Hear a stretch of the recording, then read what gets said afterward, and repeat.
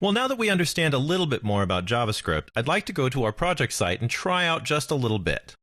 So let me close this document that we've been working on. And I'll go back over to my working files and open up the website project. And I want to add something to the Chinatown page, so we'll just open that up. First, I'll go ahead and double-click it so I can open it up in my browser and we can remind ourselves what it looks like. And next, let's go ahead and open it up inside of our text process so we can make modifications to it. Now you can see it's just a basic page. We've got a little picture up in here and some descriptions of the Chinatown and other elements. So what I want to do is add in a button, and then we'll call a JavaScript alert that will give our user some information. Let me go back over to our document, and we'll add some elements in.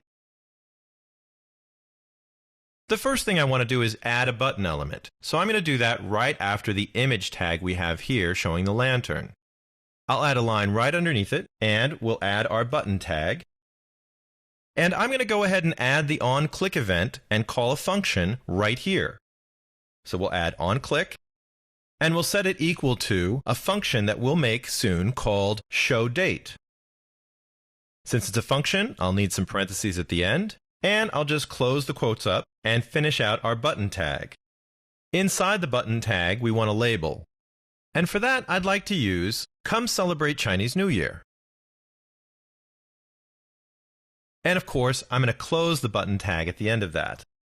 And just to keep my HTML clean, I'm going to close the top paragraph and set our text up in a new paragraph just to keep things nice and neat.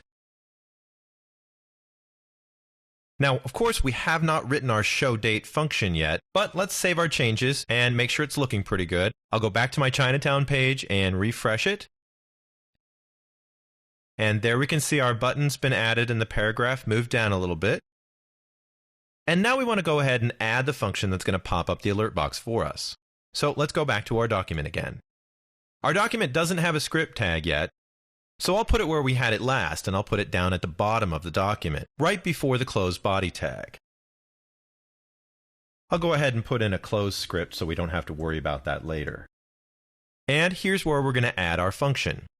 So I'm going to start off with the function keyword. And we'll name our function. Of course, we've already picked a name up in our code up at the top. It was showDate. And I'll add the parentheses after it, so it's a correct function. We need grouping braces for the block of code that will be our function. And then inside those grouping braces, we need to add our statements. In this case, we're just going to call the alert function again. Not being Chinese myself, I know it's kind of hard sometimes to figure out the Chinese New Year. So our alert box is going to tell people when that is this year. And I think in 2013, it's February 10th. So I'm just going to add that as a little message. We'll close quotes after my message for the alert box. I'll close the parentheses, and we'll put in a semicolon, and our function is finished. Now we've got two parts going here. We've got our button at the top that calls the function, and of course, we've got the function that does the work. So let's save our changes.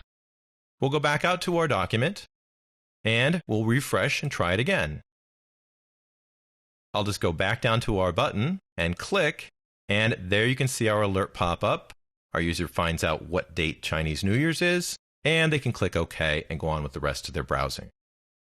Well, now we've seen the basics of JavaScript, but in the next chapter, we're going to take a little deeper look into what's going on inside of JavaScript itself.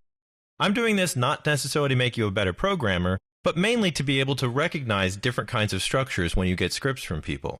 I know for myself it's a lot easier when I can read through a script and sort of understand what's going on, especially when I have to debug and troubleshoot the script to get it working.